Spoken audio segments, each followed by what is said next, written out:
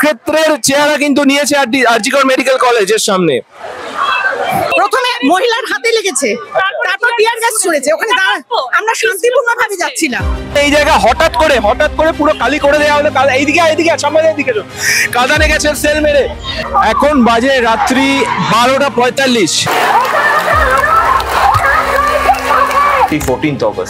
14th অগস্টের সেই রাত ঠিক কি হয়েছিল সেই রাতে?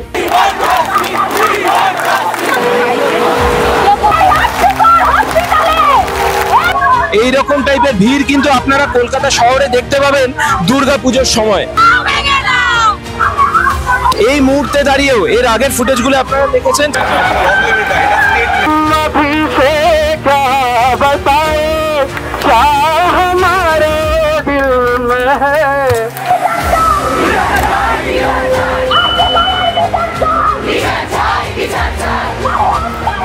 কি হয়েছিল প্রত্যেক ঘন্টায় প্রত্যেক মিনিটের আপডেট না দেখা ফুটেজগুলো। কিন্তু যতই ভিড় দেখতে পান গাড়ি ঘোড়া বন্ধ। রাত্রি 1:45 বাজে এই টাইমে দাঁড়িয়ে শ্যামবাজার পাঁচমাথার মোড়ে, শুধু শ্যামবাজার না, এর আগে আমি ছিলাম নাগের বাজার, চিড়িয়া মোড়, হনুমান মন্দির।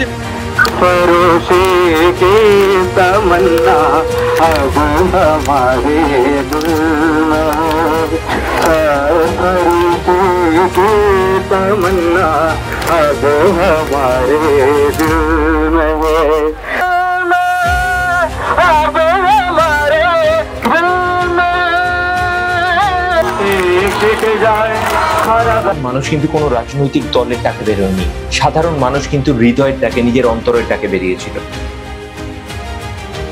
দমদম বিটি রোড, শ্যামবাজার, এতটা অব্দি আমি আসতে পেরেছি। এরপরে আর.জি. করে যতটা দেখা যাচ্ছে ততটার মধ্যে কিন্তু আপনি মানুষের মাথা ছাড়া আর কিছু দেখতে পারবেন না।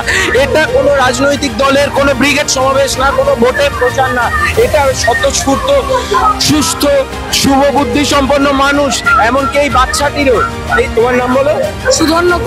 সুধন্যকরের মতো এই ছোট বাচ্চাগুলোরও শুভবুদ্ধি সম্পন্নতার পরিচয়।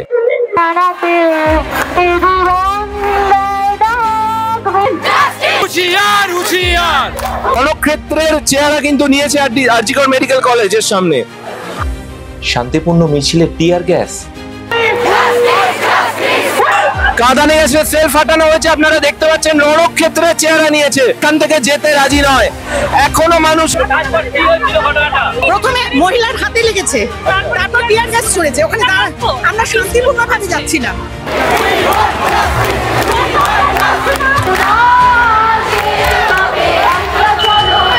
পথ নির্বিশেষে, জাতি ধর্ম নির্বিশেষে মানুষ আজকে রাস্তায়। কাঁদানে গেছে, দেখতে পাচ্ছেন এই জায়গা হঠাৎ করে পুরো খালি করে দেওয়া হলো। এইদিকে সামনের দিকে কাঁদানে গেছে সেল মেরে।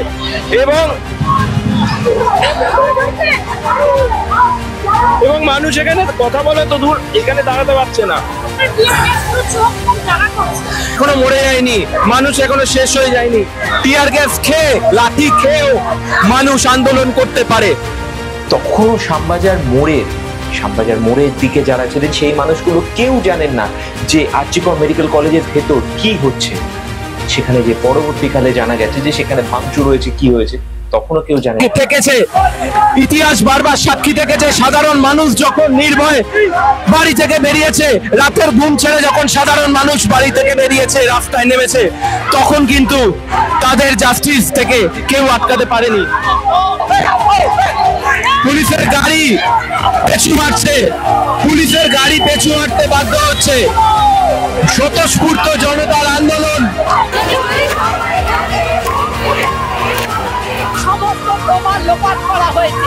সত্যি বলতে এটাই হয়তো অকাল বোধন।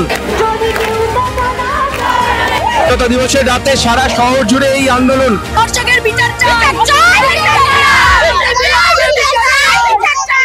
বিশেষ পুলিশ বাহিনী হঠাৎ করে এই শান্তিপূর্ণ আন্দোলনের মধ্যে ঢুকে গেল। বিভিন্ন প্ল্যাকার্ড আপনারা দেখতে পাচ্ছেন, যে মানুষগুলোকে দেখতে পাচ্ছেন, কোথাও গিয়ে আপনাদের মনে হচ্ছে যে এই মানুষগুলো রাস্তায় কোন রকম বিশৃঙ্খলা করতে নেমেছেন বা কোন রাজনৈতিক দলের কর্মী? এই মানুষের ঢল কিন্তু কোনো দুর্গাপুজোর প্যান্ডেল দেখার জন্য না, এই মানুষের ঢল জীবন্ত দুর্গার জন্য। আপনারা কোথা থেকে আসছেন? এখন ঘড়িতে টাইম হচ্ছে 1:31 রাত। এখানে বাচ্চাদের দেখতে পাচ্ছেন আপনারা। আজকে এই বিরল ইতিহাসের সাক্ষী থাকি, কিন্তু এরকম ঘৃণ্য অপরাধ যেন না হয়, এরকম ঘৃণ্য সমাজ যেন তৈরি না হয়। আমরা যারা পশুপ্রেমী তথাকথিত, আমরা বহু বছর ধরে বিভিন্ন আন্দোলনে আমরা রাজপথে নেমেছি। সেখানে বারে বারে বলেছি যে দেশে যে সমাজে পশু পাখিদের ওপর নির্মমভাবে অত্যাচার চলে, সেই সমাজ কিন্তু তৈরি এমন ভাবেই হয়, সেই সমাজের ক্রুয়েলটি এমন ভাবেই তৈরি হয়, এমনই মানসিকতা তৈরি হয় যা ভবিষ্যতে গিয়ে ভবিষ্যতের সমাজকে আরো বিষিয়ে দেয়। আর সেই বিষাক্ত সমাজেরই ফল হচ্ছে আজকে আরজি কর মেডিকেল কলেজের এই ঘটনা। পুলিশের লাঠির ভয়, কাঁদানে গ্যাসের ভয়, কিভাবে কে বাড়ি ফিরবে সেটা জানে না, শরীরে ক্লান্তি, ঘাম, যখন তখন বৃষ্টি আসতে পারে, যখন তখন পুলিশ কাঁদানে গ্যাস মারতে পারে, কিন্তু এরপরও এতগুলো সাধারণ মানুষ রয়েছে। সেই জন্য পুজোর প্রাককালে কলকাতা শহর এইরকম একটি অদ্ভুত পরিস্থিতির সাক্ষী চিরতরে হয়ে রইল, ইতিহাস গড়ে দিল।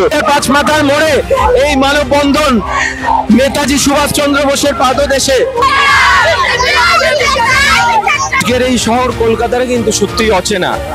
আজকে যারা ছোট বাচ্চা, তারা হয়তো ভবিষ্যতে এই আন্দোলন বইতেও পড়তে পারে, বা আমাদের মতো যারা কন্টেন্ট ক্রিয়েটার আছে বা নিউজ চ্যানেলগুলো আছে, সেই নিউজ চ্যানেল উল্টে আজকের এই আন্দোলনটাকে দেখতে পারে। কারণ ভবিষ্যতে দেশ গড়ার কাজে এই আন্দোলন আর এই আন্দোলন গড়া, এই আন্দোলনের গল্প নিয়ে এই যে কন্টেন্টগুলো সম্পূর্ণ দ্ব্যর্থহীন ভাষায় একটি সত্যি গল্প বলবে।